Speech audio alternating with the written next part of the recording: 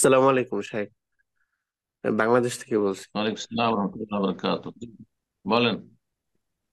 শাহেখ, বর্তমান সময়ে যে নিউ ইয়র্কের ক্যালিফোর্নিয়া এইভাবে আগুনে, মানে আগুন ধরে একদম ধ্বংস হয়ে যাচ্ছে। এক্ষেত্রে হুম, আমাদের সালেমরা বলছে যে, বলতেছে যে এটা কাফেরদের জন্য আযাব, আর মুসলমানদের যখন আসে তখন এটা পরীক্ষা।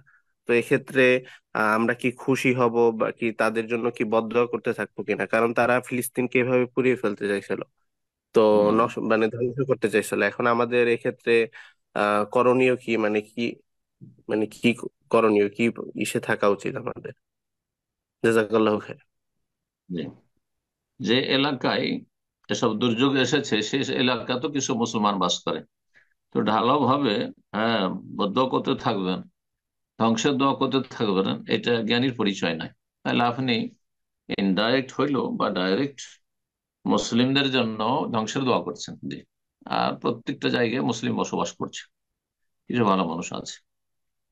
তো এইভাবে ঢালাও ভাবে দোয়া করা যায় নয়, বদদোয়া করা। কিন্তু যেসব জালেম, কাফের এবং তার সাথে জালেম, কাফের আর জালেম, যারা অন্যায় অংশ নিয়েছে, সীমা লঙ্ঘনে অংশ নিয়েছে, ফিলিস্তিনের মুসলমানদের উপর জুলুম অত্যাচার করেছে আর করে যাচ্ছে এবং তার সমর্থন করে যাচ্ছে, তাদের ধ্বংসের জন্য দোয়া করবে, তাদের ধ্বংসের জন্য দোয়া করবে এবং তাদের ধ্বংসে খুশি হবে। এই জন্য মুসলিমদেরকে বলা হয়েছে যে যথাসাধ্য মুসলিমরা মুসলিম এলাকায় বসবাস করবে, আল্লাহ হেফাজত করুন মুসলিমদের। এবং মুসলিমরা যারা ক্ষতিগ্রস্ত হচ্ছে বা মারা যাচ্ছে এইসব দুর্যোগে, তারা ভালো মানুষ হলে, নামাজি হলে, সহি আকিদার হইলে, বেদিন নাস্তিক না হইলে, আল্লাহ তাদের শাহাদাত কবুল করুন এবং তাদেরকে সংশোধন করে আল্লাহর দিনের দিকে ফিরে আসার তৌফিক দান করুন।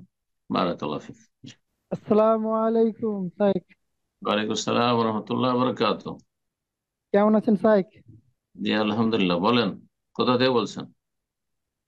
আমি করণদিঘি থানা থেকে বলছি, উত্তর দিনাজপুর। মাশাআল্লাহ, বলেন।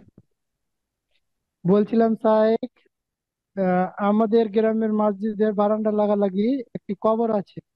কবরটি আগে হুম। কাঁচা ছিল, এখন পাকা ও উঁচু করে বারান্দার দিয়েছে। বারান্দার বাইরে না বারান্দাতেই? বারান্দা লাগালাগি একদম। হুম। এখন পাকা ও উঁচু করে দিয়েছে। এখন আমি সেখানে কি সলাত আদায় করতে পারবো স্যার? কবরের ওপরে? না না, ভিতরে। না, মসজিদে নামাজ পড়া যাবে, বারান্দার নিচে যেহেতু আছে, বাইরে এক সাইডে আছে, ওটাকে ঘিরে দিলে দিল। আর যদি ওখান থেকে উঠাইতে পারে তো ভালো। ঘেরার কোনো ব্যবস্থা নেই ওখানে, মানে ভিতরেই আছে একদম। সামনেও নেই, মুসল্লির সামনেও পড়েন না। হ্যাঁ, আর না। মসজিদের ভিতরে কবর নাই, মসজিদের বাইরে, সুতরাং মসজিদে নামাজ জায়েজ আছে। কবরকে সামনে করে নামাজ পড়া জায়েজ না। কবর ওপরে নামাজ পড়া জায়েজ না, মসজিদে কবর রাখা জায়েজ না। এগুলো যদি না থাকে, বাইরে আছে কবর, বারান্দার নিচে আছে, আর কবরগুলো সামনেও পড়ে না মুসল্লির, তাহলে জায়েজ আছে।